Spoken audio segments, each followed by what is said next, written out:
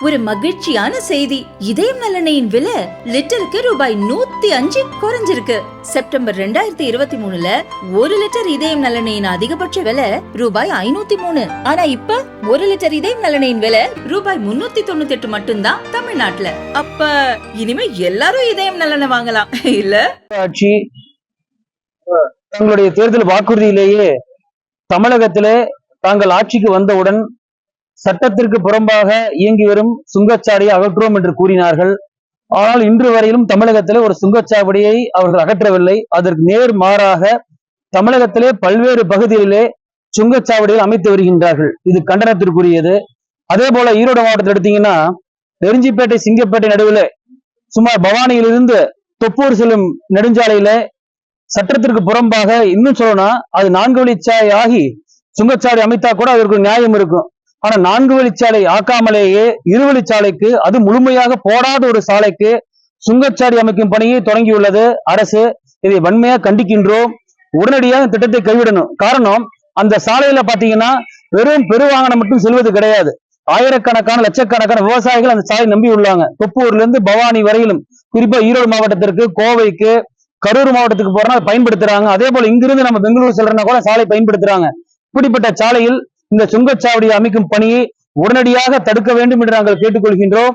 அது சம்பந்தமாக தமிழ் மாநில காங்கிரசின் சார்பாக இன்று மாவட்ட ஆட்சித்தலைவரை நேரில் சந்தித்து மனு கொடுத்துள்ளோம்.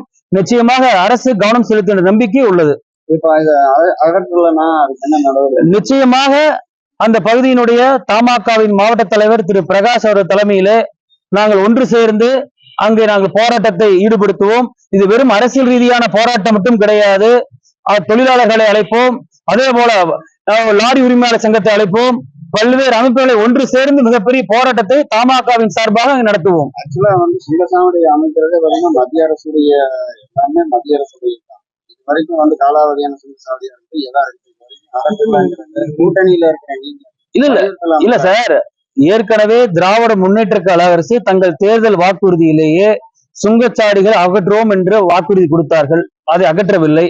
நாங்கள் வாக்களித்தது தமிழகத்திலே திமுக அரசிற்கு. தமிழகத்தில் ஆண்டிருந்தது திமுக திரு ஸ்டாலின் அரசு. அதற்கு முதல் அவர்கள் தான் பதில் சொல்லணும். அவர் இல்ல சார், இல்ல இப்போ கூட்டணியில இருக்கனால நீங்க வலியுறுத்துவீங்களா இல்லையா?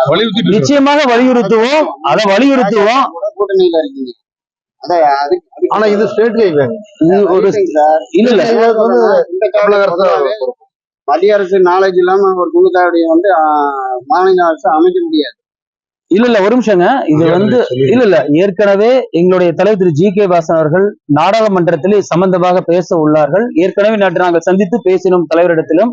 நிச்சயமாக நாங்கள் வலியுறுத்துவோம். நாங்கள் பத்திரிகை துறை கேட்டுக்கொள்வது தமிழக அரசு கவனத்திற்கு நீங்க கொண்டு சொல்ல வேண்டும் என்று நாங்கள் கேட்டுக்கொள்கின்றோம். இல்ல சார், இது இல்ல அது இல்ல கடந்த எடப்பாடி சார் ஒரு நிமிஷம். கடந்த அதிமுக ஆட்சி காலத்துல இது 4 வழிச்சாலையாக விரிவாக்கம் செய்வதற்காக ஒதுக்கப்பட்ட நிதி என்ன ஆச்சுன்னு தெரியல. ஏன் 4 வழிச்சாலை 2 வழிச்சாலை திட்டமா மாற்றப்பட்டதுன்னு தெரியல. பல்வேறு குளறுபடிகள் நடந்திருக்கு. நாங்கள் இப்பொழுது கேட்டுக்கொள்வது சுங்கச்சாவடி அமைக்க வேண்டாம் என்பதுதான்.